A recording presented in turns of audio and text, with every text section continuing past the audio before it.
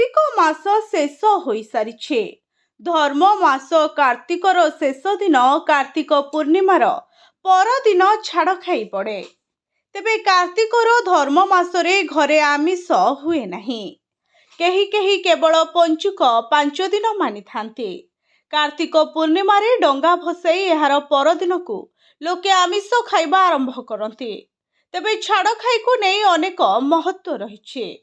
लोकंको विश्वास रही जे कार्तिक मास एक पवित्र मास। एही मासरे सेवा धर्म कले पुण्य मिलता। सेथिपाई कार्तिक व्रत पालन करुवा लोक पूर्णिमा पर्यंत आमिष खाती नहीं।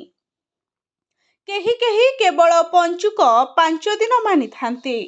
ता परदिन किंतु प्राय समस्तों घरे आमिष होता है। आमिष बजार रे देखा जाए नाही नथिबा भिड़।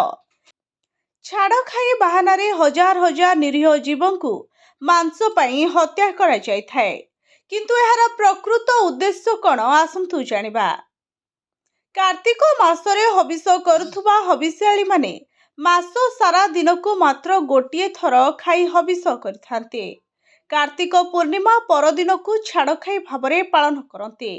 एही दिन सेमाने संपूर्ण भावरे आहार छाड़ी निर्जला उपवास करिथांते,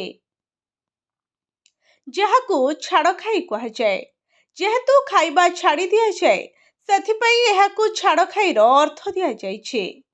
किंतु आमे छाड़ खाई को अलगा अर्थरे नहीं थाउ। सही पवित्र दिन रे गोटिए निरीह जीव को कलबल करी तार बिना इच्छारे ताकू मारी तार भय आउ रागरे जर्जरित शरीर को उदरस्थ करी पाप करुने कि? आमे आम परंपरा को मारी देने कि? आमे वास्तवता को जाली पड़ी निज इच्छारे जीवन नेउनी कि? Bureau report, SCTV Odia.